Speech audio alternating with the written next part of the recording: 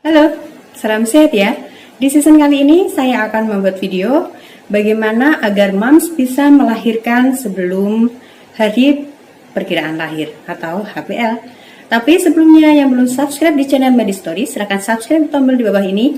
Jangan lupa diklik tombol loncengnya agar moms tidak ketinggalan video terbaru dari Medistory. Dan jangan lupa di-share di berbagai tempat agar video ini lebih bermanfaat lagi. Langsung saja kita simak.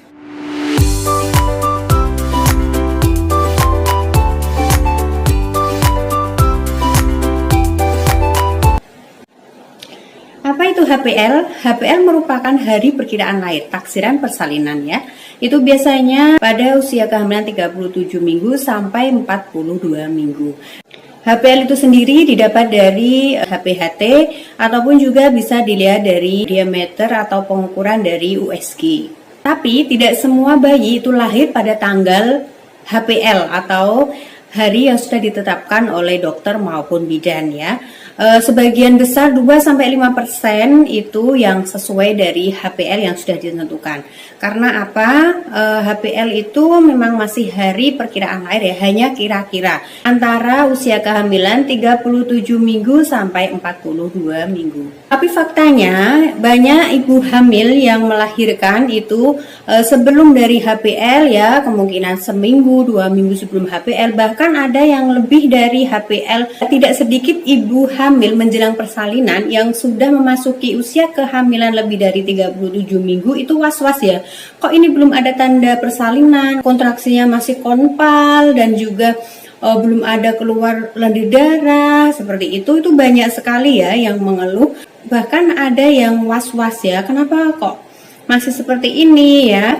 Kalau moms itu cemas ya, stres pikirannya nggak lahir-lahir, nah itu juga bayi di dalam kandungan juga akan mengalami stres ya, bahkan bayi itu malah tidak mau keluar. Nah, apakah aman melahirkan sebelum HPL? Tentu saja. Kalau para medis itu menyarankan ibu hamil ya menjelang persalinan tunggu sesuai alurnya ya, tunggu bayi itu mau lahir di usia kehamilan berapa, ikuti alurnya aja. Kalau secara tim medis menyarankan tunggu sampai usia kehamilan 40 minggu. Bila mana memang 40 minggu belum ada tanda-tanda untuk melahirkan, tunggu lagi sampai 42 minggu. Di usia 42 minggu tapi belum ada tanda-tanda, nah itu dipastikan ada masalah mungkin dari bayinya atau mungkin dari faktor ibunya. Dan biasanya kalau sudah 42 minggu, moms juga tidak perlu cemas karena bisa dilakukan induksi ya, ataupun bisa dilakukan operasi sesar. Berikut ini adalah tips agar moms bisa melahirkan ya sebelum hari perkiraan lahir atau sebelum HPL. Dan ini dipastikan sebelumnya sudah konsultasi ke dokter dulu ya moms, bahwa kandungannya selama kehamilan itu sehat ya, dan juga bayi sudah matang atau sudah matur ya, dan juga sudah melebihi 37 minggu. Jadi apa saja tipsnya? Kita simak. Yang pertama adalah lakukan jalan kaki setiap pagi maupun sore hari ya. Itu bisa moms lakukan sekitar 10-15 menit ya, mengelilingi komplek mungkin atau di lapangan ya.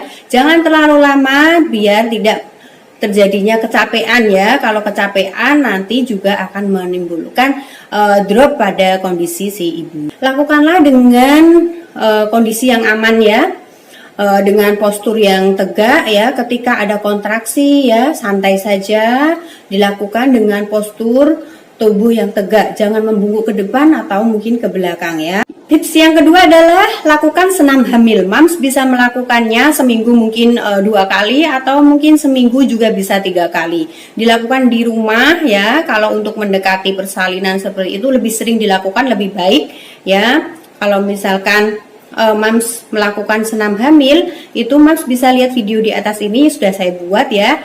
Terapkan dan itu sudah terbukti. Senam hamil ini terbukti untuk menginduksi secara alami ya, untuk memberikan kontraksi, bukan kontraksi palsu, tapi mendorong untuk memberikan munculnya kontraksi-kontraksi yang asli. Bahkan manfaat dari senam hamil ini juga mencegah terjadinya robekan pada jalan lahir ya, untuk mempercepat proses persalinan. Bahkan senam hamil ini juga untuk memicu merangsang ya otot-otot dari jalan lahir, mendorong bayi ke arah bawah. Yang ketiga adalah lakukan hubungan intim, tentunya sama pasangannya ya Mams. Jadi melakukan hubungan intim itu dipercaya bisa memberikan munculnya kontraksi. Karena apa? Cairan sperma dari suami itu mengandung prostaglandin yang memicu timbulnya hormon oksitosin atau hormon perangsang persalinan. Yang keempat adalah stimulasi puting payudara. Mams bisa melakukannya ya, itu bisa dilakukan sendiri atau mungkin dari bantuan suami ya. Dirangsang pelan-pelan. Nah, itu adalah merangsang munculnya hormon oksitosin agar menimbulkan kontraksi pada rahim. Bisa melakukannya sekitar 5-7 menit ya di area puting areolanya itu ya, dipijat-pijat ya, dirangsang menggunakan minyak atau baby oil boleh. Stimulasi puting payudara ini Mam lakukan ketika tidak ada kontraksi. Ketika muncul adanya kontraksi ya, stop. Kalau sudah kontraksinya berhenti, baru Mam selanjutkan lagi dengan kondisi yang rileks, tenang, dan jangan tegang ya. Kemudian tips yang kelima adalah mengkonsumsi atau makan makanan yang pedas. Dalam artian, makanan pedas ini tidak semua cocok untuk semua ibu hamil. Tapi faktanya makanan pedas ini juga memicu timbulnya kontraksi pada rahim. Dalam catatan, makan makanan pedas sewajarnya saja ya Mams. Berikutnya adalah makan nanas. Makan nanas ini banyak dipercaya untuk memicu timbulnya kontraksi pada rahim. Dan faktanya memang benar. Dan tips yang berikutnya, istirahat yang cukup. Jadi Mams kalau malam jangan bergadang ya.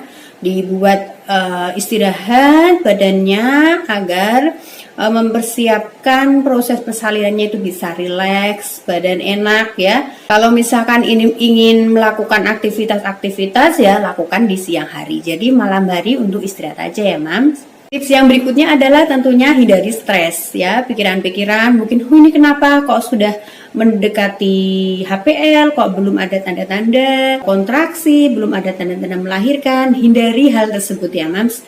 Rilekkan saja pikirannya ya Mams, tenang ya. Nanti kalau sudah ada waktunya pasti akan muncul tanda-tanda proses persalinan, tanda-tanda melahirkan. Jadi si bayi itu tahu kok waktunya dia lahir. Tapi Mams juga harus berusaha ya, lakukan tips-tips tadi yang saya sebutkan. Selalu positive thinking, hindari hal-hal yang tidak perlu Mams pikirkan ya. Demikian video yang saya buat, jangan lupa di-share berbagai tempat agar video ini lebih bermanfaat lagi di luar sana, khususnya untuk ibu hamil ya. Jangan lupa di-subscribe bila mana video ini bermanfaat untuk Mams. Sekian dari saya, sampai jumpa di season berikutnya. Bye-bye.